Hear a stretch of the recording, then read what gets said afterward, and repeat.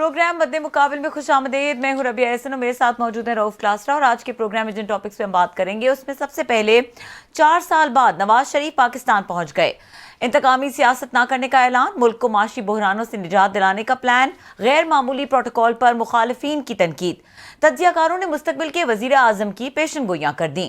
Nawaz Sharif come back से क्या मुल्क माशी बहरान से निकल आएगा? इसके अलावा बात करेंगे सुप्रीम कोर्ट ने फौजी अदालतों में सिविलियंस का ट्रायल कलअदम करार दे दिया। तमाम मुलजिमों का ट्रायल सिविल अदालतों में होगा। अदालत ने महफूज फैसला सुना दिया। पीटीआई का खैर मकदम इस्तेकाम पार्टी ने मुस्तरद कर दिया। दूसरी जानिब साइफर केस में चेयरमैन पीटीआई और शाह महमूद कुरैशी पर फर्द जुर्म आयद। मुस्तकबिल क्या होगा? इसके अलावा बात करेंगे एहतसाब अदालत ने इसहाक डार को आमदन से जायद असासाजात रेफरेंस में बरी कर दिया। इसहाक डार के खिलाफ करप्शन सबूत नहीं मिले, नैब प्रोसिक्यूटर का अदालत में बयान। इसके अलावा बात करेंगे सीनियर सहाफी अरशद शरीफ की शहादत को 1 साल बीत गया। इदारे कातिलों का सुराग लगाने में ताहाल नाकाम, खानदान को अभी तक इंसाफ नहीं मिल सका। हमारे साथ मौजूद हैं साबिक जज और सीनियर कानूनदान शाह खावर साहब। उनको वेलकम करेंगे। अस्सलाम वालेकुम शाह खावर साहब। वालेकुम अस्सलाम। शाह खावर साहब, बहुत शुक्रिया, आपने हमें वक्त दिया और आज के दिन की आपकी रेलेवेंस बहुत ज़्यादा है। एक तो साइफर केस है, दूसरा ये फौजी अदालतों वाला केस है, और इस केस में जिस तरह से फैसला आया है आपको एक तरह से शिकस्त हुई है। ये एक बहुत अहम फैसला है अगर इसको देखा जाए। सिविलियन का फौजी अदालतों में ट्रायल ना हो, इस हवाले से फैसला आया है। आप भी सुप्रीम कोर्ट में आज मौजूद थे। पहले तो ये बताएं कि ये 5 रुकनी बेंच के इस फैसले को किस तरह से देख रहे हैं? देखिए, ये बड़ा अहमियत वाला फैसला है। आपको ये देखना पड़ेगा कि ये जो 102 जो अफराद थे जिनका सिलेक्ट किया गया कि उनको जो है वो आर्मी एक्ट के तहत जो है वो कोर्ट मार्शल प्रोसीडिंग्स उनके खिलाफ होंगी और उनको हिरासत में भी आर्मी ने लिया हुआ था। ये कोर कमांडर्स कॉन्फ्रेंस में ये फैसला हुआ था और फिर उसके बाद मेरा ख्याल है एक कोर कमांडर्स और फॉर्मेशन कमांडर्स के भी मुश्तरका इजलास में ये बात तय हुई थी और उस पर डिसाइड हुआ था। फिर बाद में कैबिनेट ने भी इसकी मंजूरी दी थी। तो इसकी अहमियत अपनी जगह पे है। उसकी वजह यह है कि 9 मई के जो वाकयात हैं वो गैर मामूली वाकयात थे कि वो एक ही दिन जो है मुख्तलिफ शहरों में फौजी तनसीबात और इमारात के ऊपर जो अटैक्स हुए, और उसमें भी उन्होंने ये जब पूरी एविडेंस कलेक्ट की साइंटिफिक बुनियादों पे, सीसीटीवी से और बाकी, कि जो लोग वहां पे अंदर मौजूद पाए गए थे उनको उन्होंने अलग करके जो है वो मिलिट्री कोर्ट्स के तहत ट्रायल जो है रिकमेंड किया। बाकियों को जो है बहुत सारे अफराद जो जेर हिरासत हैं अभी भी, उनकी एंटी टेररिज्म कोर्ट्स में जो है वो मुकदमा चल रहे हैं। तो ये अहमियत इसकी इसलिए है कि आज ये काफी अरसे के बाद ये बेंच 5 रुकनी बेंच असेंबल हुआ। पहले इसकी सरबराही उमर अता बंदयाल साहब कर रहे थे। उनकी रिटायरमेंट के बाद चीफ जस्टिस मौजूदा जो हैं उन्होंने अपने आप को फिर इस समाज से अलग किया, क्योंकि पहले भी अपने आप को समाज से अलग कर चुके थे। तो जस्टिस एजाजुल अहसन जो तीसरे सीनियर मोस्ट जज हैं, उनकी सरबराही में 5 रुकनी बेंच ने आज ही समाअत रिज्यूम की और आज ही समाअत को कंक्लूड कर दिया। क्योंकि मैं थोड़ा ताखीर से पहुंचा था, उस वक्त जो अटॉर्नी जनरल पाकिस्तान है वो अपनी दलाइल दे रहे थे, और उन्होंने जब दलाइल खत्म किए उसके बाद कुछ जो मुतफर्रक दरखास्तें आई हुई थी वो भी अभी निपटी नहीं थी, और कुछ दरखास्तों के अगेंस्ट वो रजिस्ट्रार ने एतराज़ात लगाए हुए थे। वो एतराज़ात भी, चैम्बर हेयरिंग भी, वो भी सामने थी। तो उस पर उन्होंने तमाम को निपटा दिया। तो हमें अंदाजा हो रहा था कि आज ये इसका फैसला जो है वो हो जाएगा। और जब उन्होंने ये अनाउंस किया कि हम थोड़ी देर में जो है ये या तो शॉर्ट ऑर्डर के साथ आएंगे या फिर जजमेंट को महफूज कर लेंगे, तो मेरे साथ सलमान अकरम राजा जो हैं वो एडवोकेट बैठे हुए थे। वो भी एक पिटिशनर को रिप्रेजेंट कर रहे थे। तो वो बड़ी उजलत में उठे और रोस्टम पे उन्होंने कहा कि जी हमने तो अभी रिबटल में भी कहना है जो अटॉर्नी जनरल साहब ने कहा। तो उस पर फिर बेंच ने कहा कि नहीं, अभी शायद रिबटल की जरूरत नहीं पड़ेगी, तो हमने सारी चीजें जो है वो देख ली हैं। अब उसमें जो सबसे इम्पोर्टेंट बात यह है कि ये जो पाकिस्तान आर्मी एक्ट की दफा 21D जो है, इसको जो है उन्होंने मनसूख कर दिया है, आइन से मावरा करार दे दिया है। उसकी इम्प्लीकेशन जो है वो आप छोड़ दें कि ये 102 जो अफराद हैं उनको तो अपनी जगह पे हैं, लेकिन इसके ओवरऑल बड़े दूर रस नताइज निकलेंगे और बड़ी इसकी इम्प्लीकेशंस होंगी। उसकी वजह ये है कि ये कानून जो है ये 1967 में गालिबन अयूब खान के दौर में ये इस क्लॉज का इजाफा हुआ था, और उसके बाद दर्जनों हाई कोर्ट की जजमेंट, सुप्रीम कोर्ट की जजमेंट्स आ चुकी है इससे बड़े बड़े बेंचेस की, जिन्होंने इस प्रोविजन को सेक्शन 2(1)(b) जो है उसको इंटैक्ट रखा और सिर्फ ये कहा कि हाँ, ऐसे ट्रायल सिविलियंस के जो कि कोर्ट मार्शल्स में होंगे जो कि ये साबित कर दें कि वो वाकई बदनीयती पर मबनी थे या वो विदाउट ज्यूरिसडिक्शन थे और कोरम नॉन जुडिस थे, तो उनकी हद तक हाई कोर्ट्स उसका जुडिशियल रिव्यू कर सकती है। हमेशा उन्होंने यही बात कही। तो आज जब ये इस प्रोविजन को ही जो है स्ट्राइक डाउन कर दिया गया, तो इससे वो जो इस वक्त हमारे मुल्क में जितने सेंसिटिव इदारे हैं स्ट्रेटेजिक नौयत के, वहां पे जो सिविलियन एम्प्लॉइज हैं, अगर वो कोई ऐसा जुर्म करते थे जो कि ऑफिशियल सीक्रेट एक्ट की खिलाफ वर्जी थी या वो सिक्योरिटी के खिलाफ चले जाते थे, आर्मी की जो है वो जो सेंसिटिविटी है, तो उनके लिए ये शिक बनी थी। तो अब ये शिक जो है ये तमाम हमारे हसास इदारों के जो एहलकारान है, सिविलियन है, उनकी हद तक वो खत्म हो चुकी है। तो ये एक सीरियस कंसर्न है। तो ये मैं समझता हूँ कि ये अहमियत वाली बात ये है कि आज तक किसी कोर्ट ने इसको स्ट्राइक डाउन नहीं किया, लेकिन आज जो है सुप्रीम कोर्ट ऑफ पाकिस्तान ने उसको स्ट्राइक डाउन कर दिया। और इस पे मैं समझता हूँ कि फेडरेशन जो है वो लाजमी, उन्होंने शायद ऐलान भी कर दिया कि इसके खिलाफ अब अपील फाइल करेंगे। अपील अब फाइल हो सकती है क्योंकि practice and procedure act 2023 supreme court का जो है वो बहाल हो चुका है। तो इसलिए ये एक हसास नौयत का मामला। आपने बड़ी सर तफसील से बड़े अच्छे तरीके से एक्सप्लेन किया। बड़ी मुश्किल सी बात थी, आपने इसको बड़े आसान तरीके से हमारे व्यूअर्स तक और हमें भी समझाया। अब जो अपील की बात आपने की है, तो इसका मतलब यह है कि अब ये 5 रुकनी बेंच नहीं सुनेगा, अपील के लिए नया बेंच बनेगा। अगर मैं ठीक समझो, जो नया लॉ के तहत जो पिछले दिनों फैसला आया था, तो इसके लिए 5 मजीद जजेस बैठेंगे, वो सुनेंगे आपकी अपील को, क्योंकि आप डिफेंस में है। डेफिनेटली आप ही मेरा ख्याल ड्राफ्ट कर। जी सर, जी बिल्कुल ऐसे ही है, क्योंकि वो प्रैक्टिस एंड प्रोसीजर एक्ट के तहत इससे बड़ा बेंच जो है वो उन जजेस के अलावा होगा जिन्होंने ये फैसला मतलब किया। 7 मेंबर हो सकता है, 9 हो सकता है, आप ये कह रहे हैं? जी बिल्कुल बिल्कुल हो सकता है, कम से कम 7 तो हो सकता है। 7 जजेस आप कह रहे हैं इस केस को दोबारा नए सिरे से सुनेंगे और फिर इसकी पूरी इसकी आर्गूमेंट्स दिया जाएंगे, जितने वहाँ दर्जनों हमने बड़े बड़े वकीलों का नाम देकर, डिफेंस में आप हैं और मेरा ख्याल आपके अटॉर्नी जनरल साथ हैं। सो नए सिरे से होगी या कोई नई बात, जैसे हम उसमें देखते थे रिव्यू में जाते थे कि कोई नई बात है तो बताया, नहीं तो रिजेक्ट हो जाता, तो इसका मतलब ये पूरा केस सुना जाएगा? जी बिल्कुल केस सुना जाएगा, क्योंकि जो अपील होती है किसी भी अदालत के खिलाफ, जो रेगुलर राइट ऑफ अपील है, वो बिल्कुल वो ओपनिंग ऑफ द केस होता है कि वो उस केस की सारी चीजें जो है वो दोबारा डिस्कस हो सकती है।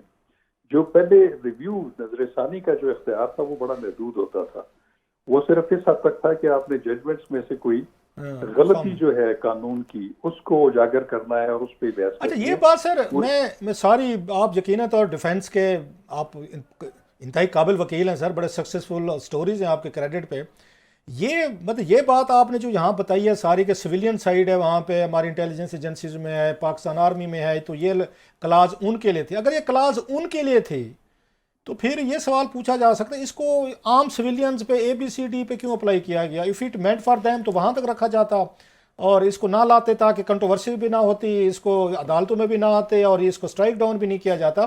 तो आप समझते नहीं है कि थोड़ा सा इसको एक्सटेंड किया गया अपनी उस डोमेन से बाहर निकल कर, जिसकी वजह से वो आज उस सुप्रीम कोर्ट ने इसको स्ट्राइक डाउन किया कि आप वहाँ तक रहते, जैसे आपने कहा माजी में होते रहे हैं बहुत सारी चीज़ें, सिविलियन साइड को ट्रायल होते रहे, मिलिट्री कोर्ट्स के होते रहे, तो आप समझते नहीं हैं कि वहाँ से इसका दायरा इख्तियार एक आम आदमी तक लेकर जाना, चाहे वो वायलेंस में थे, तशद्दुद में थे, उसकी वजह से स्ट्राइक डाउन हुई है।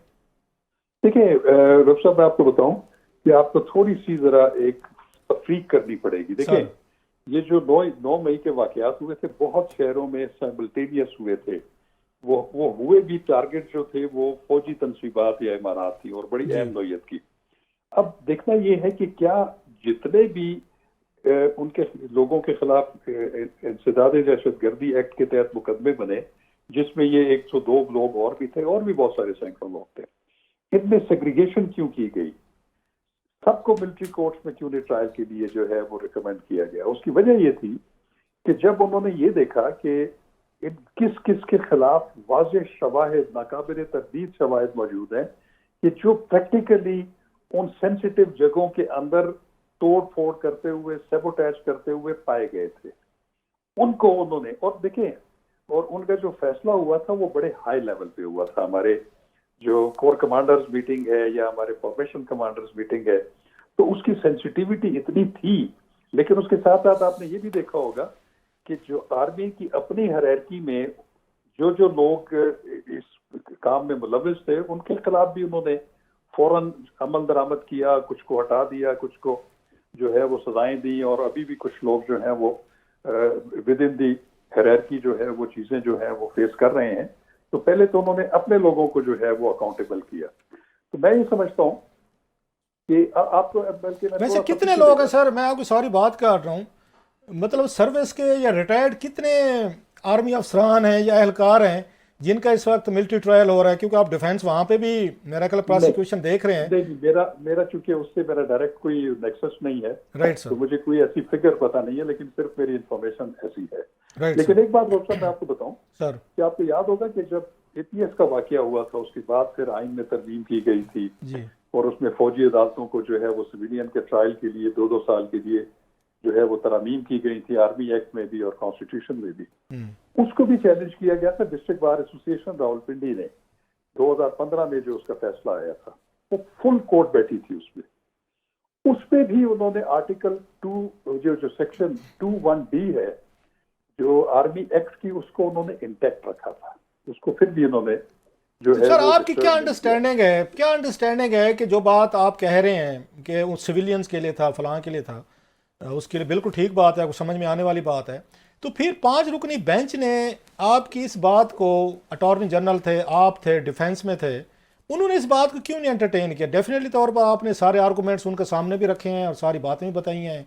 बल्कि मुझे तो आज वो मेरे हफीज़ुल्लाह न्याज़ साहब बता रहे थे, उन्होंने कहा जनाब, उन्होंने बड़ी तारीफ़ की अटॉर्नी जनरल की कि बड़े अच्छे उसने आर्गूमेंट, हालांकि उनका बेटा भी इसमें है इसी केस में। सो आपकी बड़ी अच्छी काबिल टीम थी, आप साबिक जज हैं, आपका बड़ा नाम है, बड़ा प्रोफाइल है, बड़े हाई प्रोफाइल केसेस आपने किए हैं, कामयाब किए हैं, आप थे, अटॉर्नी जनरल थे जिनकी अच्छी रेपुटेशन है। तो फिर क्या हुआ, कोर्ट ने क्यों नहीं आपके इन पॉइंट्स को एंटरटेन किया सर? व्हाट वेंट अच्छा, रॉन्ग? इसमें रॉब साहब मैं बताऊं कि इसमें ज्यादा जो पार्टिसिपेशन थी वो अटॉर्नी जनरल पाकिस्तान की थी। Right sir. वो हमारा जो है इसमें बड़ा नॉमिनल किस्म का एक वो था कि इतना ज्यादा। सर ऑन लाइटर नोट मेरी आपसे, क्योंकि दोस्ती भी है, I can take some advantage, मतलब है ये जो केस हार जाए तो फिर शाह खबर साहब वो उस साइड पे तोड़ दिया कि ये जी अटॉर्नी जनरल साहब का था, हम तो छोटा मोटा असिस्ट करा रहे थे। ऑन लाइटर नोट सर, कामयाबी के सारे बाप होते, नाकामी का कोई नहीं बनता सर। मैं बरमला जो है ना, मंसूर जो है जो अटॉर्नी जनरल है सर, उन्होंने बड़ी मेहनत की और बड़े काबिल और हाँ उसकी तारीफ सुनी है मैंने। अच्छा, हमारे मुल्तान के हैं, मैं ये भी बता दूं, इसलिए भी तारीफ बनती है, मुझे पता है, हमारे मुल्तान के बड़ा काबिल वो नौजवान है, बड़ी उनकी। उन्होंने बहुत अच्छा, मैं समझता हूँ कि मुख्तलिफ चीजों पर रोशनी डाली, उनकी पूरी टीम ने बड़ी मेहनत की उन्होंने। देखिए, सुप्रीम कोर्ट में ये नहीं कहता कि वो सुप्रीम कोर्ट का फैसला है, वो बिल्कुल जो वो जब तक वो अल्टर नहीं होता या अपील में उसका जो है अदरवाइज फैसला नहीं हो जाता, वो तो judgement of the Supreme Court है, वो तो उसमें तो दूसरी कोई राय नहीं है। ये तो हमारी सिर्फ वो कुछ देखने का अंदाज है कि इस जजमेंट में क्या चीजें हैं, उसकी क्या इम्प्लीकेशंस होंगी। मतलब आप ये उसकी जरूर है कि ये जरूर है जी सर कि ये इंतहाई उजलत में फैसला दिया गया। अच्छा, मतलब मौका नहीं मिला, आप कह रहे हैं अभी आप लोगों को अपना डिफेंस देने का। अच्छा सर, ये बताइएगा, कल को आप अपील लेकर जाते हैं, डेफिनेटली उसमें बहुत सारी चीज़ें आप, अभी तो मेरा डिटेल जजमेंट का आप इंतजार करेंगे, वो आएगी और उसके बाद देखेंगे मेरा ख्याल है। तो अभी इसमें 2 सवाल आते हैं सर मेरे। एक तो ये जो वहाँ पे ये मिलिट्री कोर्ट आके ट्रायल कर रहे सिविलियंस को, रुक जाएगा इस फैसले के बाद, या आप समझते हैं कि नहीं वो डिटेल जजमेंट आएगी, हम पढ़ेंगे, उसके बाद अपील में जाएंगे, इतनी देर में ये मिलिट्री कोर्ट अपना ट्रायल करता रहेगा? पहले तो इस पर बताइएगा। दूसरा सर, अगर कल आप आते हैं अपील में और बेंच आपको इस हद तक अलाउ कर देता है कि ठीक है, आपकी बात समझ में आती है कि जो ये सिविलियन साइड ऑफ मिलिट्री है, इंटेलिजेंस में अगर सिविलियन हमारे अफसरान या एहलकार हैं या फौज में हैं, उनकी हद तक अब आप अप्लाई करें, फेयर इनफ, लेकिन आप आम सिविलियन जो उसमें आर्म फोर्सेज में नहीं है उन पे नहीं करेंगे, ये चीज़ आपके लिए काबिल कबूल होगी कि ओके फाइन कि हम आम सिविलियन को जो है ना आम अदालतों में ले जाएंगे, बाकी हमारे अपने जो हैं, इस तरह का कोई अरेंजमेंट्स आपको लगता है possible? Just asking on hypothetical basis sir in future. देखिए, आपके सवाल का जो पहला हिस्सा है सर अपील करने का, अपील के लिए जो है वो डिटेल जजमेंट की जरूरत नहीं है। उसकी वजह ये है ओके अच्छा कि जो शॉर्ट ऑर्डर होता है उसकी बुनियाद पे भी अपील की जा सकती है, क्योंकि इसकी लिमिटेशन है गालबन 30 डेज। अगर राइट सर 30 डेज तक जो है वो डिटेल फैसला नहीं आता तो फिर ये कोई ममानियत नहीं है। तो मेरा ख्याल है कि ये शॉर्ट ऑर्डर जो है वो 6 सफ़ों का है, उसको भी चैलेंज किया जा सकता है फौरी तौर के ऊपर, और बाद में फिर उसमें एक प्रोविजन रखी जाती है कि डिटेल जजमेंट्स के बाद हम नए ग्राउंड्स भी उसमें ले सकते हैं। तो वो ऐसा एक नॉर्मल रूटीन है। Right sir. ये तो मेरा ख्याल है अगर अपील इस पे जो है वो जल्द फाइल तो हो ये जाएगी। केसेस जो अभी चल रहे हैं मिलिट्री कोर्ट में चल रहे हैं, तो वो चलते रहेंगे इतनी देर में या रुक नहीं, जाएंगे? मेरा ख्याल है कि जब ये जजमेंट आ गई है, चूंकि सुप्रीम कोर्ट ऑफ पाकिस्तान का बेंच है, उन्होंने एक फैसला किया है, जी तो मेरा ख्याल है कि उस पे तो जो है बाकी अमल दरामद रुक गया होगा और रुक भी जाना चाहिए। तो वो तो चूंकि अच्छा, अब आपकी लेकिन क्या सेंस है सर कि हमने देखा पहले भी सुप्रीम कोर्ट ने फैसले किए थे, उमर अता बंदयाल साहब ने, इम्प्लीमेंटेशन नहीं हुआ था। ये बड़ा सेंसिटिव नेचर का केस है, जैसे आप बता रहे थे, कोर कमांडर फॉर्मेशन कमांडर बड़े हाईएस्ट लेवल पे फैसला हुआ था कि हम सिविलियन को मिलिट्री ट्रायल करेंगे because they attacked military installation, fair enough. तो आपको क्या लगता है फैसला डिफेंस मिनिस्ट्री इंप्लीमेंट करेगी या वही वाला उमर अता बंदयाल साहब को जिस तरह रेजिस्टेंस हुई थी उसी तरह होगी? मेरा ख्याल है कि जो वजारत दिफा में भी जो लोग बैठे हुए हैं वो बड़े सेंसिबल और बड़े रीजनेबल हैं। मेरा नहीं ख्याल कि वो कोई ऐसी डिफाइंस करेंगे कि एक सुप्रीम कोर्ट की जजमेंट आ गई है और वो ट्रायल, ये मेरा अपना जाती ख्याल है, मेरी इंफॉर्मेशन नहीं है कि वो ट्रायल जो है वो जारी रख सके। मेरा नहीं ख्याल ऐसा, क्योंकि वो तमाम प्रोसेस जो है वो रुक जाएगा और हो सकता है कि उनकी कस्टडी भी रिस्टोर हो जाए, जो है वो पुलिस को या जो भी सिविलियन लॉ इन्फोर्सिंग एजेंसीज है। तो लेकिन ये है कि अगर इसमें अपील फाइल हो जाए और उसमें ये जो है वो दोबारा ये जो प्रोविजन है उसको अगर बहाल रख दिया जाए, तो फिर तो वो लार्जर बेंच जो है वो बिल्कुल मजाज है कि इस फैसले को भी जो है वो सेट असाइड और अपसेट कर सकते हैं। अच्छा, मेरा इसका दूसरे सवाल का हिस्सा आपको जवाब दीजिएगा कि अगर सुप्रीम कोर्ट कल को अपील में आप जाते हैं, 7 मेंबर 9 मेंबर या जो भी बेंच बनता है, वो कहते हैं जी ठीक है, आपकी मिलिट्री के अंदर इंटेलिजेंस एजेंसी के इदारों में सिविलियन ऑफिसर या सिविलियन एम्प्लॉइज हैं, उनकी हद तक हम इसको रेस्टोर करते हैं, लेकिन आप जो आम सिविलियन उनको मिलिट्री ट्रायल वगैरह या आप कभी नहीं करेंगे, आम कोर्ट्स करेंगे। तो विल इट बी मतलब acceptable to you, win win situation दोनों के लिए, फौज के लिए भी और इदारों के लिए भी? मेरा ख्याल है कि ये जो प्रिंसिपल ऑफ लॉ डिटरमिन करती है सुप्रीम कोर्ट ऑफ पाकिस्तान, वो मेरा ख्याल है कि पीस मीन्स में नहीं करती। वो एक क्योंकि हर केस के अपने फैक्ट्स एंड सर्कमस्टांसेस होते हैं, और मेरा नहीं ख्याल कि सुप्रीम कोर्ट तो फ्यूचर में होने वाले कुछ इवेंट्स के बारे में जो है वो फ्यूचरिस्टिक अप्रोच दे के जो है कोई ऐसा फैसला करे। या तो वो इस अपील को जो है वो मंजूर करेंगे या रिजेक्ट करेंगे, या कुछ चीजें ऐसी होती हैं कि वो with consent of the appellant भी वो कर लेते हैं। मैं वही कह रहा था, बेंच और बाज दफा जो वहां पे होते, मैंने भी देखा सुप्रीम कोर्ट की, आपके यहाँ होते हैं बाज दफा ये जजेस में, और उसमें जो क्लाइंट खड़ा होता है सामने, उनके वकील खड़े होते हैं, तो आपस में निगोशिएशंस भी हो रहे होते हैं कि इसको ऐसे कर लें तो ठीक है, इसको इस तरह कर लें। तो मैं इसलिए कह रहा था कि कोई इस जी बिल्कुल ये होता है, ये सारी चीजें किया जा सकता है कि अगर जो फेडरेशन है वो कोर्ट के चीजों को अरेंजमेंट करके कोई इसका मिडल वे भी निकल सकता है। मैं इसको ये नहीं कहता हूँ, और वो होते रहते हैं, ऐसी चीजें होती हैं कि वो जो गवर्नमेंट है वो या फेडरेशन है वो भी देखती है कि कोर्ट किस हद तक जा सकती है, और उसका कोई अगर मिडल वे निकल आए तो इस पॉसिबिलिटी को रूल आउट नहीं किया जा सकता। लेकिन ये जरूर है कि इस प्रोविजन को सिरे से स्ट्राइक डाउन करना जो है वो मैं समझता हूँ कि उसके बड़ी हसास नौयत की जो है इम्प्लीकेशंस हैं उसकी। अच्छा, जो शाखावर साहब आप इम्प्लीकेशंस की बात कर रहे हैं, मेजरली तो क्लासेस आप पूछ चुके हैं जो एस्पेक्ट्स हैं। एक टेक्निकल क्वेश्चन मेरे दिमाग में आ रहा था कि 2015 में ये फौजी अदालतें कायम की गई थी, और जो शिक है जो डिफाइन करती है वो तो क्लियरली ये कहती है कि जो सहूलतकारी भी कर रहे हैं, दहशतगर्दों का ट्रायल होना था बेसिकली इन अदालतों में, उसमें वो लोग जो नहीं भी फौजी हैं, सिविलियन हैं, और वो सहूलतकारी करते रहे हैं या कर रहे हैं, वो भी उनके ऊपर भी ये अप्लाई होता है। अब ये जिस तरह से ये डिसीजन आया है, तो जो पिछले केसेस में सजाएं दी गई हैं इन अदालतों में या फौजी ट्रायल के नतीजे में, वो उनकी अपीलें भी सुप्रीम कोर्ट और हाई कोर्ट में चल रही हैं, फिर उनका क्या होगा? देखिए, उसमें दो चीजें रखी हैं। एक तो 2015 में जो आप बता रही है कि जिस तरह अरेंजमेंट हुआ था, उसमें बाकायदा आइन में तरमीम की गई थी और आर्मी एक्ट में भी, और उसमें सनसेट क्लॉज थी। सनसेट क्लॉज होती है कि उसमें कुछ टाइम स्पेसिफिक था। वो पहले वो 2 साल के लिए था, फिर थोड़ा सा उसको एक्सटेंड भी किया गया लेकिन वो फिर वक्त खत्म होने के बाद वो आइन की तरमीम भी और आर्मी एक्ट की तरमीम भी जो थी वो खत्म हो गई, वो गैर मौसर हो गई। अब जो है वो ये है कि अगर ये फैसला कायम रहता है तो इस वक्त जितने भी सिविलियंस का जो आर्मी एक्ट के तहत ट्रायल्स हो रहे हैं, ये इन्वेस्टिगेशंस हो रही हैं, वो तो बिल्कुल खत्म हो जाएंगी इस फैसले के नतीजे में, क्योंकि उन्होंने उस प्रोविजन को ही स्ट्राइक डाउन कर दिया जो कि किसी सिविलियन को सब्जेक्ट बनाता था आर्मी एक्ट का। तो उससे फिर ये भी हो सकता है कि जो इससे पहले भी जो सजाएं हुई हैं, मसलन आपने देखा होगा कि जो पिछली पीटीआई की गवर्नमेंट थी उसमें कुछ 27 लोगों को इसी तरह जो है ट्राई किया गया था इसी शिक के तहत, और उसके खिलाफ जो है अपीलें वो पिछली गवर्नमेंट ने जो है वो की हुई थी इधर सुप्रीम कोर्ट ऑफ पाकिस्तान में। तो जो उनको स्ट्राइक डाउन किया था हाई कोर्ट ने, पेशावर हाई कोर्ट ने। तो पेशावर हाई कोर्ट के फैसलों के खिलाफ अपीलें वो अभी तक पड़ी हुई हैं, जो कि उन्होंने सिविलियंस को जो है वो बरी कर दिया था उस केसेस में। तो ये मैं समझता हूँ कि बड़ी केयर और कॉशन से इस शिक को जो है वो इंटरप्रेट करना चाहिए था। यहाँ पे तो इंटरप्रेट नहीं हुआ बल्कि उसको सिरे से निकाल दिया गया। अच्छा सर, इमरान खान साहब का भी आ रहा था कि 9 मई के वाक़यात के साथ उनको भी रिपोर्ट जो आई थी FIA की थी शायद, मेरा ख्याल है, या किसी और इदारे की, तो उसमें कहा गया था कि उनको भी कसूरवार समझा गया, उन पर भी मिलिट्री ट्रायल, मिलिट्री कोर्ट होगा। तो अब आप समझते हैं ये जो आज फैसला है कि इमरान खान साहब और उनकी पार्टी के जो लोग हैं, बहुत सारे वर्कर्स, उन पे जो मिलिट्री कोर्ट के ट्रायल होने थे तो वो सारे रुक जाएंगे, अब उनको भी बेनिफिट, इसका फ़ायदा होगा खान साहब को और उनकी पार्टी के लोग जो इस वक्त गिरफ्तार हैं या ट्रायल का सामना कर रहे हैं? देखिए, वो तो चूंकि एक लिस्ट जो है वो जमा कराई गई थी 102 लोगों की, जिनको हिरासत में लिया गया था मिलिट्री हायरार्की में, और उनका आगे कोर्ट मार्शल भी होने जा रहा था।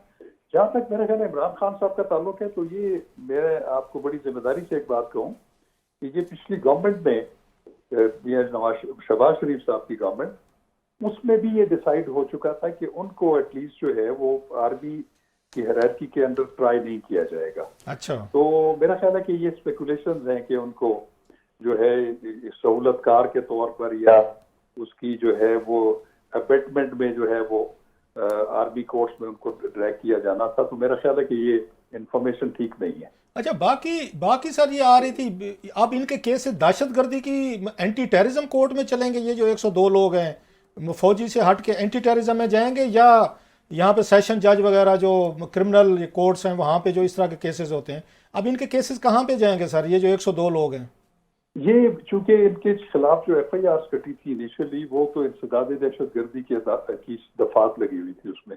राइट। तो जब इंसदाद दहशतगर्दी की दफा लगी हो तो फिर उसका trial court anti terrorism courts ही होती हैं, तो वो उसी में ही सारा ट्रायल होगा। मतलब हम ये कह सकते हैं ऑल दो साहब जरा उनकी फैमिलीज के साथ हुई, अच्छा खासा मुश्किल में होंगे सारे लोग जिन्होंने एक्ट किया है, मतलब आसमान से गिरा खजूर में एक्टा, फौजी अदालतों से निकले तो एंटी टेररिज्म कोर्ट्स में फंस गए, आप कह रहे हैं? मैं वैसे आपको बताऊं कि ये जो एंटी टेररिज्म एक्ट है जी, उसकी सजाएं जो है वो मेरा ख्याल है कि मिलिट्री कोर्ट से जो ट्राई करना था शायद उससे को बहुत ज्यादा उसका क्वांटम हो सकता है। अच्छा, ज्यादा सजाएं दे सकती है, कानून में भी ज्यादा है।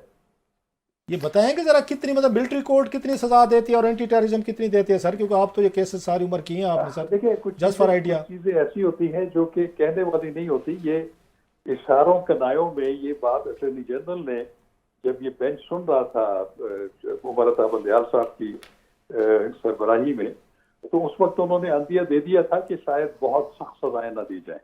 अच्छा, एंटी टेररिज्म कोर्ट में आप ये कह रहे हैं? नहीं, जो ये फौजी अदालतें हैं इधर, वहां पर दिया जाएगा। राइट।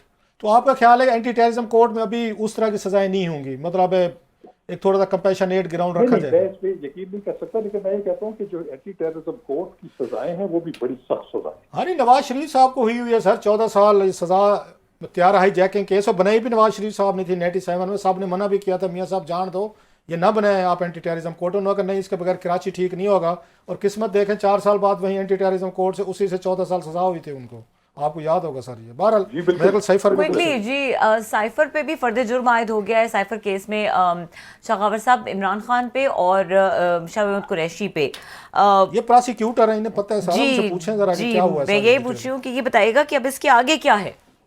आज क्या हुआ सर देखिए, वहाँ पे अदालत में उधर? आज आज जो इमरान खान साहब के वकला ने भी और शाह महमूद कुरैशी साहब के वकला ने टेक्निकल बुनियादों पे कोशिश की थी कि आज चार्ज फ्रेम ना हो। उनका ये मौक़िफ़ था कि जो चालान के साथ जो कागजात दस्तावेजात देने चाहिए थे वो हमें नहीं दिए गए, तो वो उस पर बहस हो गई। उस पर जज साहब ने डिसीजन दे दिया कि जो कानून के मुताबिक जितनी भी दस्तावेजात और वो चीज़ें शेयर होनी थी वो आपको हो चुकी है। तो उस दरखास्त को उनको निपटाने के बाद उन्होंने फिर फर्द जुर्म आई थी और ओपन कोर्ट में उन्होंने इन दोनों हजरात की मौजूदगी में पढ़ के बताई, जिसको फिर बाद में उन्होंने सेहत जुर्म से इनकार किया। तो अब उसके बाद प्रोसेस ये होता है कि इस्तिगासा अपने शहादत शुरू कर देती है, अपने गवाहान लेके आती है। चूंकि 27 तारीख जो है 27 अक्टूबर इसमें आइंदा तारीख पड़ चुकी है, तो उसमें फिर इस्तिगासा अपने गवाहान जो है वो पेश करेगी, वो अपने बयानात देंगे जिन पे फिर अच्छा, आज ये दो खबरें चल रही थी सर। एक तो ये था कि खान साहब ने जज साहब को कहा है कि जनाब सुने वो नेल्सन मंडेला साहब वापस आ गए हैं, रिफरिंग टू नवाज शरीफ साहब, ये ऐसे ही उन्होंने कमेंट किया है या? बिल्कुल। अच्छा, कहा है उन्होंने? बिल्कुल उन्होंने कमेंट किया था कि ये नेल्सन मंडेला आ गए हैं वापस। जी जी जी बिल्कुल। दूसरा, जज साहब का भी कोर्ट चल रहा था सर वहाँ से ही कि जज साहब ने कहा जी कि खान साहब ने वो मांगे, पहले उन्होंने कहा जी मेरा ये बड़ा करें, कमरा बड़ा, सेल बड़ा करें, हमने वो कर दिया। फिर उन्होंने साइकिल मांगी, तो उन्होंने कहा जनाब कि अगर वो कहते तो स्विमिंग पूल बड़ा, मतलब उसकी जगह बड़ी हो, हम स्विमिंग पूल भी दे देते। ये जज साहब इतने मेहरबान, मतलब यानी लाइटर नोट, उन्होंने भी लाइटर नोट पे कहा होगा, कहीं पे कोई खान साहब लंबे जाने वाले तो नहीं है सर? क्योंकि बाज़ दफ़ा कहा जाता है चलें ठीक है जी जो चाहिए दे दें, कल को जो होना है सो होगा, इससे मैं ज़्यादा कह नहीं सकता कि तुझे गलत ना लग जाए। देखिए वो जज साहब जो हैं वो मजाज से, जो अपने मजाजन जो है ना, वो कोर्ट का माहौल जो है वो, अच्छा, सेंस ऑफ ह्यूमर, हाँ उनका सेंस ऑफ ह्यूमर काफी ज्यादा है। जी जी। और बिल्कुल, बल्कि उन्होंने उनसे पूछा भी, वो हर जो है हेयरिंग पे पूछते हैं उनसे कि आपको कोई तकलीफ तो नहीं है। तो उसमें हाँ खान साहब ने जो है वो अपनी साइकिल का तकाजा दोबारा किया जिससे वो वर्जिश करते हैं। उन्होंने कहा कि वो मुझे नहीं मिली, तो वो उसमें उन्होंने फिर डिप्टी सुपरिटेंडेंट को बुला के उनको वाज़ेह हुक्म दिया कि बिल्कुल इनकी साइकिल जो है वो बिल्कुल आने दें। जज साहब का क्या रिएक्शन? भी उन्होंने पूछा जी सर, जी जी, आपको चारपाई मिल गई है? तो उन्होंने कहा जी बिल्कुल मिल गई है। बल्कि खान साहब ने उनका शुक्रिया भी अदा किया कि उन्होंने उनके बच्चों से फोन करवाने में अहम किरदार अदा किया और उनको हुक्म साबित किया। तो इस तरह के बगाल में जो है वो चलते रहते हैं। अच्छा सर, जब उन्होंने मंडेला वाली बात की तो कोई कोर्ट रूम में कह का कुछ जज साहब का कोई कमेंट, कोई रिएक्शन? हाँ, उससे मुस्कुराहट जो है वो कोर्ट रूम में बिल्कुल बिखरी थी और जज साहब के भी। तो वो बस ऐसे ही एक थोड़ा सा सेंस ऑफ ह्यूमर की। अच्छा, क्विकली शाखावर साहब आपसे, क्योंकि आपकी कानूनी एस्पेक्ट से आपकी राय बहुत इंपॉर्टेंट होती है, तो एक इसहाक डार साहब की भी आज बरियत हुई है और ये भी एक अहम डेवलपमेंट है अगर देखा जाए मौजूदा माहौल में। अब ये जो नैब के केसेस खुले थे, ये सबके तो मिलते जुलते केसेस हैं, तो जिस तरह से इसहाक डार की बरियत हुई है उनके केस में आमदन से ज़ायद असासों, बाकी सबके भी ऐसे ही केसेस, तो क्या फ्यूचर नजर आ रहा है आपको? देखिए मैं आपको बताऊं कि बड़ा कैंडिडली मैं एक बात कहूंगा कि जो एहतसाब का हमारा इदारा है, नेशनल अकाउंटेबिलिटी ब्यूरो, उसकी क्रेडिबिलिटी मैं नहीं समझता कि कभी भी अबव द बोर्ड रही है। ये वही इस्तिगासा है या ये वही प्रोसिक्यूशन है जिन्होंने इनको इंडाइट भी किया था, इनको इल्ज़ाम भी लगाया था, रेफरेंस भी बनाए थे, और वही आज जो है वो उनको एग्जामरेट कर रहे हैं। तो मैं समझता हूँ कि ये एक बड़ी पुरानी रवायत है जो चली आ रही है, जो कि हालात और वाक़यात के तब्दील होने से नैब के जो हैं वो सख्तियाँ या नरमियाँ भी तब्दील होती रहती हैं। बहुत शुक्रिया sir, thank you very much, आपने बड़ा डिटेल से हमें एजुकेट किया सर, थैंक यू। शाखावर साहब हमारे साथ मौजूद थे, एक्सक्यूज कर रहे थे, और यहाँ पे वक्त हुआ है ब्रेक का। ब्रेक के बाद हमारे साथ मौजूद होंगे सीनियर तज्जियाकार हफीजुल्लाह न्याई साहब, उनसे बात करेंगे, साइफर केस के हवाले से ही बात करेंगे और नवाज शरीफ के हवाले से बात करेंगे, उनका कम बैक किस तरह से वो सियासी तौर पर देख रहे हैं, जलसा उनको कैसा लगा और आगे क्या फ्यूचर नज़र आ रहे हैं, इन तमाम एस्पेक्ट्स पे बात करेंगे हफीजुल्लाह न्याई साहब से। ब्रेक के बाद हमारे साथ रहिए। वेलकम बैक, और हमारे साथ मौजूद हैं सीनियर तज्जियाकार हफीजुल्लाह न्याई साहब, उनको वेलकम करेंगे। अस्सलाम वालेकुम हफीजुल्लाह न्याई साहब। वालेकुम सलाम जी। अच्छा सर, दो अहम चीज़ें हैं जिन पर आपसे बात होनी है। एक तो हम बात करेंगे सियासी माहौल की भी, कुछ लाहौर की, नवाज शरीफ के कम बैक की, उनके जलसे की, आप उस जलसे में मौजूद थे, लेकिन उससे ज़्यादा इंपॉर्टेंट चीज़ जो आज सुप्रीम कोर्ट में केस था जिसका फैसला भी आया है, आप उसमें पटिशनर थे, क्या कहेंगे इसके बारे में?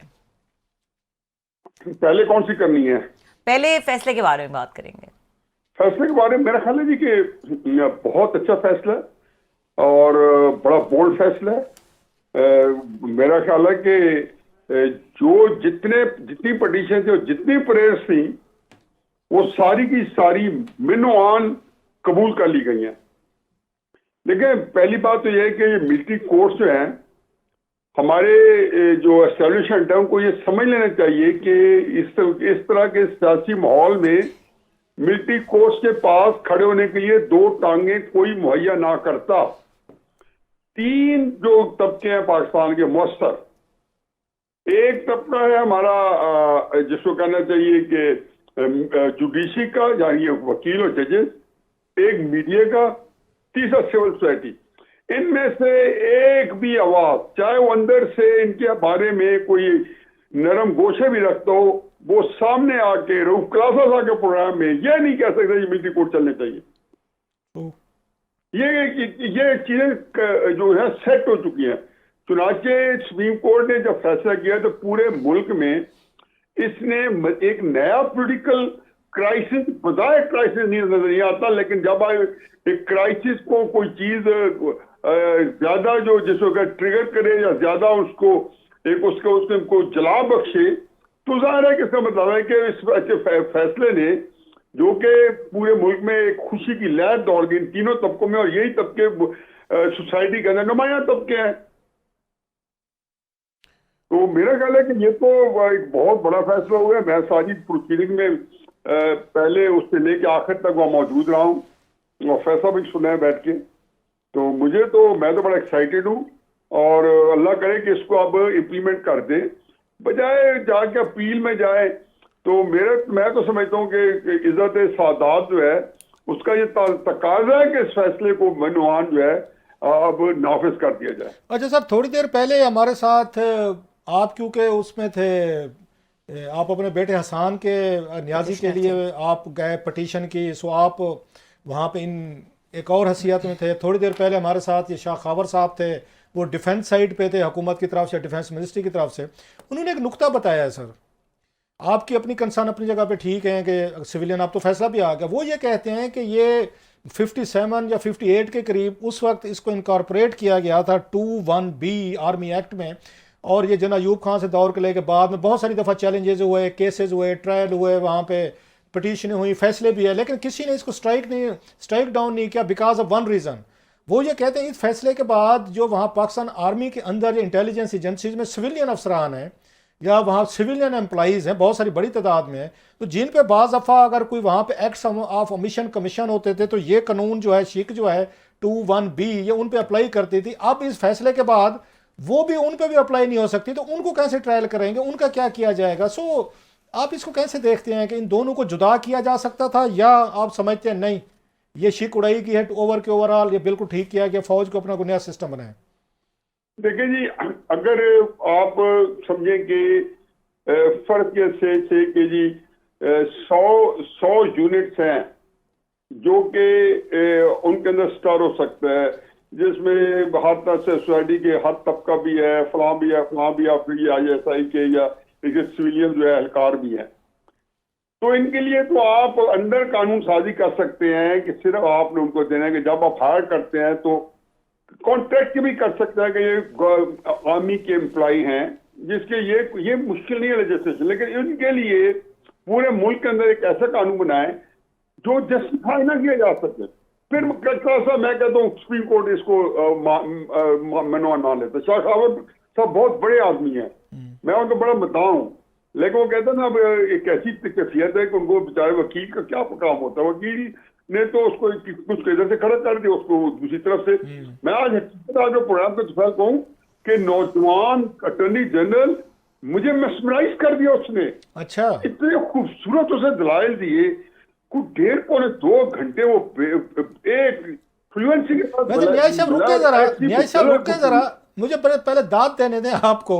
आपकी पिटीशन के खिलाफ जो दलाइल दे रहे हैं, मेरा ख्याल है उनका नाम अगेन मंसूर उस्मान है, उस्मान मंसूर साहब हैं जो मंसूर अवान मैंने सुना नाम जी, मैं उनके दफ्तर की मुझे पता नहीं था, तो किसी वकील को मैंने कहा यार मैं इस लड़के को मिलना चाहता हूँ, मुझे नहीं पता था, मेरे ख्याल से जाऊंगा तो कहेंगे जी वो इस वक्त बिजी है।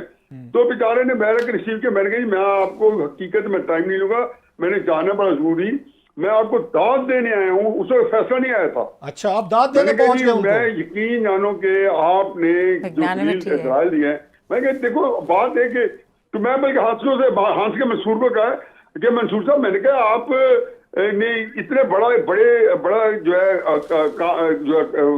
काम किया, ये बड़े लग रहे हैं इतनी इस उम्र में, तो आप बड़े को क्या करोगे? अच्छा, एक बात बताएं, ये अजीब केस देखा है कि जो आपके मुखालिफ अटार्नी जनरल हैं, जो आपकी पटिशन के खिलाफ आपके बेटे के ट्रायल उन चीज़ों को डिफरेंट एंगल से देख रहे हैं, रादर वो चाहते हैं कि मिलिट्री ट्रायल होना चाहिए, आप उनको अप्रिशिएट कर रहे हैं, ये बात मुझे कुछ जरा it's a very unusual in a country like आपके पाकिस्तान। प्रोग्राम में तो कुछ ऐसे मैं आपके साथ बताऊंगा, मैंने उसके बाद जब फैसला आ गया ना, तो फैसला आ गया तो मैं वहां पे बैठे थे, तो मैंने उठा, मैंने कहा मंसूर साहब बात यह है कि मैंने आपसे एक एकेडमिक डिस्कशन करनी है सर। मैंने आपसे, हमने ये इस बात को कोर्ट से हट कर करनी है कि 21D जो है, मैं भी समझना चाहता हूँ, ये मेरा ख्याल था 52 के आर्मी एक्ट में ही इसको किसी न किसी इनकॉर्पोरेट कर लिया गया था। उन्होंने कहा नहीं ये 1967 में किया गया। हाँ, ऐसे ही है। तो मेरा ख्याल था कि रावलपिंडी कंस्पिरेसी केस जो है, मैंने बताया कि रावलपिंडी कंस्पिरेसी केस के अंदर कम्युनिस्ट पार्टी को इन्वॉल्व किया गया था। 50s में था, लेट में सर, और 50s में। हाँ। उनके ट्रायल सेशन जज में हुए थे, सेशन कोर्ट में हुए थे। मैंने कहा आपको पता है कि जनरल अकबर का और जनरल नजीर का और बेशुमार ब्रिगेडियर, बहुत सारे कर्नल्स का एक बहुत आर्मी का साइजेबल ग्रुप था, की सारी आर्मी हुई थी, तो ये सिविल अदालत में हुए थे। मैंने कहा उस वक्त आपने अपने फौजियों के सिविल अदालत में कराए केस, जो मेरा बोन ऑफ कंटेंशन है कि आपने अपने ट्रायल सिविल अदालत में कराए। तो 67 में अगर तल्ला साजिश, मेरा ख्याल है, मैंने कहा ये मुझे डिगअप करके थे क्यों बनाया, कि मेरा ख्याल है अगर तल्ला साजिश केस के सिलसिले में ये अयूब खान ने बनाया होगा मुजीब के लिए, तो हमने एक सच के सामने बैठ के तो हमने कानून बनाए हुए हैं यहाँ पे। नहीं, अयूब खान साहब ने बनाया था, बाद में तो आपको याद हो जो भुट्टो साहब के खिलाफ कू हुई थी, वो तो जनरल जियाउल हक साहब ने मिलिट्री कोर्ट को प्रिजाइड किया था, then he was major general something, मेरा ख्याल है। लेकिन वो सारे मेजर थे ना, आर्मी के थे जी। अच्छा सर, ये बताएं, अगर ये फैसला खुदा ना खास्ता आपके खिलाफ आ जाता और पिटीशन आपकी डिसमिस होते, मिलिट्री ट्रायल को जारी रखा जाता, तो अटार्नी जनरल के इतने ही आप फैन होते जितने इस वक्त आप लग रहे हैं, अप्रिशिएट करते? ये मैंने उससे किया जब या फैसला हक में आया आपके खुशी में, इसलिए खुशी में आप जब क्लास 1:30 बजे जब प्रोसीजर खत्म हुई, कोर्ट उठ के चला गया, अच्छा, तो उसके बाद मैं निकला, और ये नहीं पता था 3 बजे ये फैसला सुनाएंगे हम, तो मैं तो उसके बाद लाहौर जाने के लिए तैयारी कर रहा था, पीछे इतला की कि नहीं वो घंटे बाद। तो जब वहां से निकले तो मैं इनको ढूंढता रहा, मैंने कहा यहाँ खड़े थे, कहते चले गए। मैंने ये लड़के मैंने कहा यार देखो कि बाहर गए तो उनको रोको, मैं सीढ़ियाँ आराम से होऊंगा। खैर उस बंदे ने मुझे बताया कि नहीं वो अपने दफ्तर बैठे, मैं देख आया हूँ। मैंने कहा मुझे दफ्तर दिखाओ, एक नौजवान लॉयर्स थे, वो मुझे ले गए 2-4 लॉयर्स उनके दफ्तर में। तो वहां जाके मैंने कहा यार हकीकत है कि लड़कियां ये लोग के इतने जबरदस्त इंटेलेक्चुअल और बड़ा एक मुदल्लल क्लास साहब, आप जिससे मर्जी कोर्ट में बैठे पूछ ले, अगर मेरा ख्याल है उसने ऑनेस्ट क्यों बताएगा कि यार उस बंदे ने हमारे खिलाफ सर, आपकी बड़ी बात है, आपकी डिग्निटी को, एक और बात, इंटीग्रिटी को मैं सलाम करता हूं सर, बड़ा कम होगा। एक और बात है सर, उनके मुकाबले में सामने कौन बैठे हैं? बड़े 5 सीनियर जजेस, एजाज हसन साहब और मुनीब साहब और जाया अफरीदी साहब, पहली बात। उसके बाद वकील कौन कौन पेश हुए हैं? जवाद खाजा साहब का केस है जी, एजाज हसन साहब है, साबिक चीफ जस्टिस है, लोगों को बताते हैं जवाद खाजा साहब साबिक चीफ जस्टिस पाकिस्तान, साबिक चीफ जस्टिस। मतलब उसके मुकाबले में ये अकेला, मतलब शाह खावर साहब ने तो कहा सबने, और मेरे ख्याल इरफान काजी साहब ने कहा कि अटॉर्नी जनरल के दलाइल जो हैं इसके बाद हमें कुछ ऐड नहीं करना। इन्हें पूछे शाह खावर साहब से, इन्होंने वहां पे यही किया कि ये इन्होंने कोई ऐड नहीं करने के हमारे, तो आप अंदाजा लगाएं को क्या दलाल उसे दिए होंगे एक बंदे ने। बड़ी बात है सर, आप अप्रिशिएट कर रहे हैं अपने मुखालिफ आर्गूमेंट को। अच्छा एक और बताएं सर, अब उसको थोड़ा सा इसको लेते हैं, आपकी हसान नियाजी से मुलाकात होनी थी लास्ट फ्राइडे को, you then made some tweets, कुछ दोस्तों ने कहा भी था आपको कि सर जी अभी ना करें, अब आप क्या कह रहे हैं, आप भी नियाजी हैं जैसे आप खुद कहते हैं हमारे भाई हैं, मैं तो मियां वाली साइड क्या कहते हैं, क्या राज भवन क्या गंगू तेली, अब राज भवन भी गंगू तेली के लेवल पे आ जाए तो मैं क्या कर तो सकता हूँ? आपको नहीं पता था कि थोड़ा सा भी बेटा आपका भी वो डिटेंशन में है, नहीं, स्टिल मुझे नॉट टू ख्याल गो? था कि जिसको अल्लाह ताला ने ताकत दी है तो शायद उसमें बड़ापन भी होता है। अरे आप तो- ट्वीटों से उस बेचारे को मैं रखा हुआ है जी। एक बात यह है कि पता नहीं क्या, मैं क्या बताऊं। सर, मुझे मुझे बात आज मैंने किया कि मुझे कोई क्लास जो मिलती है, मैं कहता हूं, चलो देख लेते, अल्लाह नहीं ताला बात का बताएं निजाम सर, चल रहा है। आप हमारे साथ तकरीबन अच्छा खासा अरसा हो गया, हम आपको हमेशा लेते हैं, आपके व्यूज से बड़े बोल्ड एंड ब्लंट आप बात करते हैं, उसके कंसिक्वेंसेस भी फेस करते हैं। जो बात है आप हसन नियाजी को समझाते थे अपने बेटे को कि बेटा ज़रा धीरज में रहा, ज़रा थोड़ा सा हौला, ज़रा ठंडा। जब आपकी अपनी बारी लगी तो आपने सारी बातें साइड पर रख ली सर, सारी एहतियात, सारी काशन आपको दोस्त समझाते रहे, यार दोस्त का, सर जी अभी ना करें। तो फिर मतलब हसान का कसूर तो ना हुआ, he is a young blood. अगर आप इस उम्र में आप एहतियात का दामन छोड़ गए, बकौल हमारे चंद दोस्तों को जिन्होंने बड़ी मदद की थी आपकी, मैं शामी साहब का चले कह देता हूँ, और भी दोस्त थे, तो एहतियात का दामन तो आप भी छोड़ बैठे अगर हसान नियाजी साहब छोड़ बैठे सर। बाप बेटा तो तकरीबन 19-20 एक बात होगी सर। देखिए जी, मैं हकीकत है कि मैंने कोई बात नहीं की। अच्छा, आप कैसा वालिद हैं, हर बाप को जो ये अल्लाह ताला ने ये जो चीज अंदर डाली है ना, अगर ना डालता ना, ये दुनिया आगे बढ़ती नहीं। ट्रू। मैं कौन पालता इन बच्चों को अगर बाप ना होता तो? अल्लाह मियाँ मतलब निजाम होता है, कईयों के वैसे तो दौड़ लग जाता है दूसरी किसी तरीके से, अल्लाह के सारों का तो अल्लाह निजाम फर्क नहीं पड़ा है ना। मतलब 99.9% तो ये माँ बाप के अंदर जो टूट के आपके अंदर उनकी जो रखा हुआ होता है वो ना होता। ये मेरे नहीं, फितरत में डाला हुआ है आपके अंदर, फितरत है। ये अल्लाह मियाँ की एक सिफत है, औलाद की शफकत डाली हुई है, जानवरों में डाली हुई है। आप देखते नहीं है, मतलब आप उसमें तो उसके बावजूद जो कुछ भी है, मैंने एक हक अगर आपको मिलता है डिफेंस का, अपनी वजाहत का, या एक कोई नाजायज कर रहा है बंदा तो उसके लिए आवाज उठाने का, तो मेरा ख्याल है कि मुझे तो मेरी जिम्मेदारी जो है हर लिहाज से मेरे ऊपर है कि मैं वो अदा करूं। अरे सर, अभी आज वो प्रोग्राम का इतना मेरा ख्याल रहा नहीं, सियासी जी। बातें रहेगी आपको कल फिर जी, जरा ब्रेक जहमत देंगे। लेनी अभी है। से हमारी रिक्वेस्ट रख लें, एक हम एनालिसिस आपका लेना चाहेंगे, उनको नवाज शरीफ साहब का इशू कुछ और साइड पे चले गए, कल का जरा फिर आपसे सियासी तबसरा लेंगे sir. Thank you very much. बहुत शुक्रिया। हफीजुल्लाह नियाज़ी साहब हमारे साथ मौजूद है। यहाँ पे वक्त हुआ ब्रेक का, ब्रेक के बाद बात करेंगे।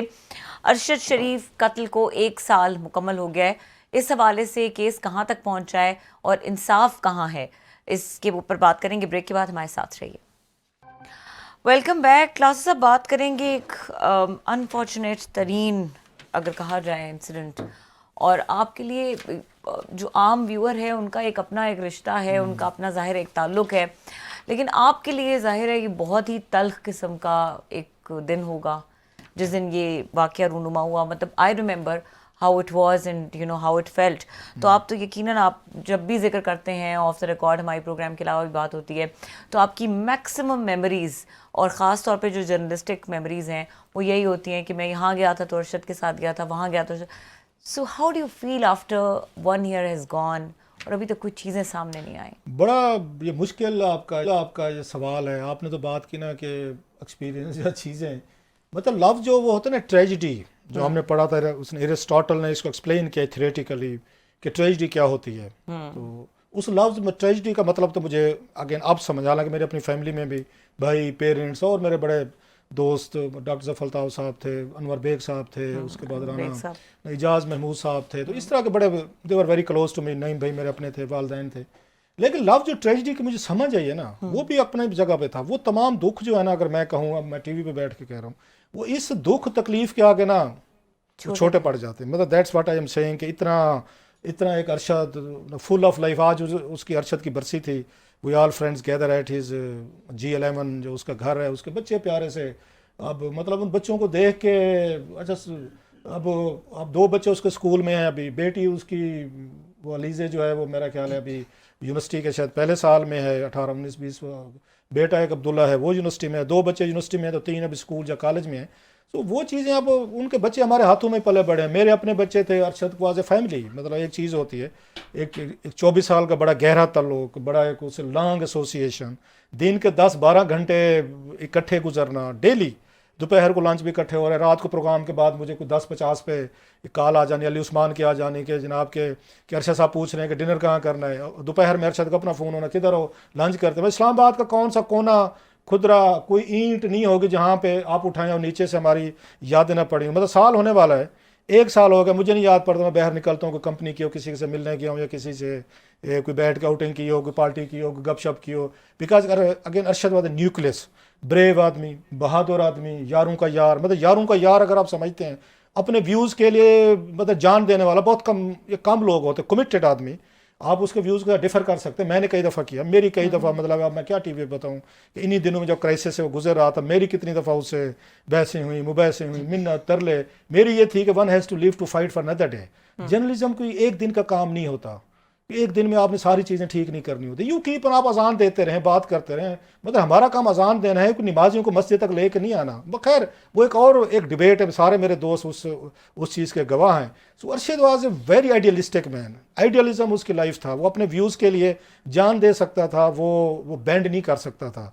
और जिस तरीके से केस को हैंडल किया गया, जिस तरीके से की, मुझे याद है, आपको याद आ जाएगा, जिस रात अरशद की उसके असैसिनेशन के बाद पहले प्रोग्राम में अनवर बेग थे हमारे, अनवर बेग साहब हमारे साथ थे, and he was crying on phone, बेचारा, ही आल्सो डाइड। बड़ी जारी थी मेरी Arshad, he had exchange some text, बिल्कुल लास्ट मोमेंट पे था। और मेरी मतलब अनवर बेग साहब, मैं और अरशद हफ्ते में 3 दिन हम तीनों ने इकट्ठे होना था, कहीं ना कहीं लंच कर रहे हैं, कहीं कैफे पे बैठे हैं, काफ़ी पी रहे हैं। और वो अनवर बेग साहब मतलब ही ऑलवेज टुक us like his own children, हमें अपने बच्चों की तरह ट्रीट करते थे। 4 बेटे और थे, वो कहते 4 नहीं मेरे 6 हैं, मतलब हमें इस तरह का उनके साथ रिलेशनशिप था। और मैंने उस वक्त भी कहा था कि अरशद का केस जो है, ये मतलब बड़े अक्सर लोग मुझसे पूछते हैं कि what will happen to it, तो मैं हमेशा उनको एक ना मिसाल देता हूँ। या तो ये करते, यूएनओ के जरिए हम जाते, हमारी हुकूमत पाकिस्तान यूएनओ में जाती, वहाँ से कमीशन बनता, तो कीनियन हुकूमत और कीनियन अथॉरिटी उनके साथ तामुन करते। उन्होंने पाकिस्तानी हुकाम के साथ नहीं करना था, और जो हुकूमत उस वक्त पीटीएम की थी, शहबाज शरीफ साहब दीगर हूँ, उनको कोई दिलचस्पी नहीं थी। बिकॉज अरशद उन्हीं के खिलाफ स्टोरीज कर रहा था, उन्हीं के स्कैंडल, उन्हीं की बहुत सारी चीज़ें लेके आ रहा था। सो जो लोग उसके वो विक्टिम थे, उन्होंने कैसे जाकर अरशद के उन्होंने कातलों को या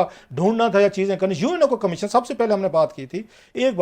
और दूसरी वहाँ पे जो उसकी इनकी चीज़ें थी, तो अक्सर लोग पूछते हैं कि जिन्होंने अरशद को मारा उनको क्या हुआ, कैसे हो गया।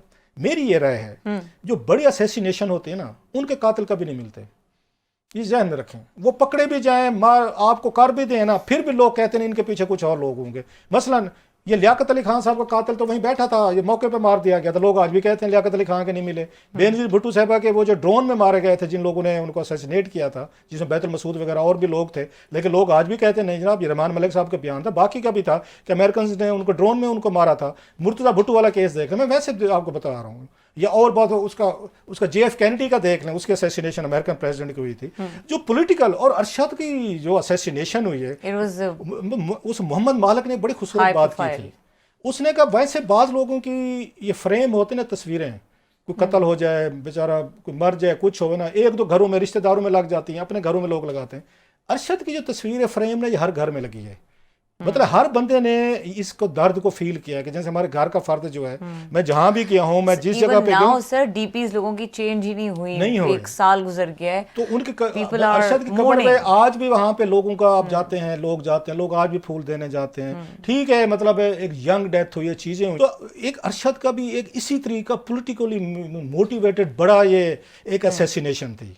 तो इसलिए हमेशा ये रहेगा। ये मैंने आपको सिर्फ 3-4 केसेस बताए।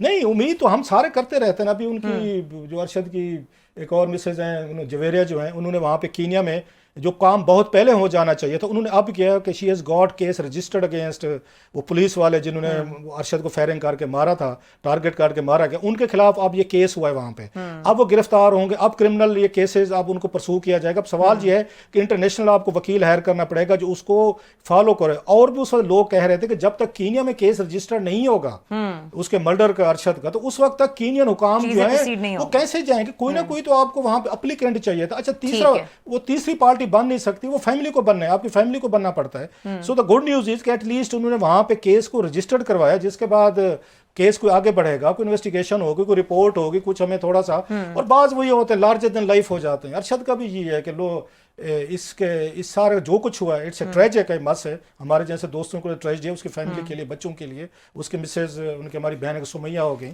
उनके लिए, उनकी माँ के लिए, उनके खलाएं, they were very close to us. चलो हम तो एक और फैमिली का हिस्सा थे। सो इट्स, अगर इससे बड़ी बात मैं क्या कह सकता हूँ कि मेरे पेरेंट्स की हुई डेथ, मेरे अपने भाई की हुई, नईम भाई की हुई, डॉक्टर जफर अल्ताफ, अनवर बेग, उसके बाद राना एजाज वगैरह बड़े मेरे करीबी लोग थे जो, अगर मैं उनकी मौत सबको भी इकट्ठा करूं तो जो अरशद की जो ट्रेजेडी है it's much big bigger feeling. बिल्कुल क्लास साहब, और हम यही उम्मीद कर सकते हैं, वी कैन होप के चूँकि हमारी अपनी सहाफ़ी बरादरी से उनका ताल्लुक़ था, और अगेन जिस तरह क्लास साहब बता रहे हैं कि उनकी शख्सियत और उनका प्रोफाइल इतना बड़ा था कि it must come to a logical end, और चीज़ें इंसाफ मिलना चाहिए, उनके घर वालों को चीज़ें खुल के सामने आनी चाहिए। बहुत शुक्रिया, प्रोग्राम देखने के लिए इजाज़त दीजिए, अल्लाह हाफ़िज़।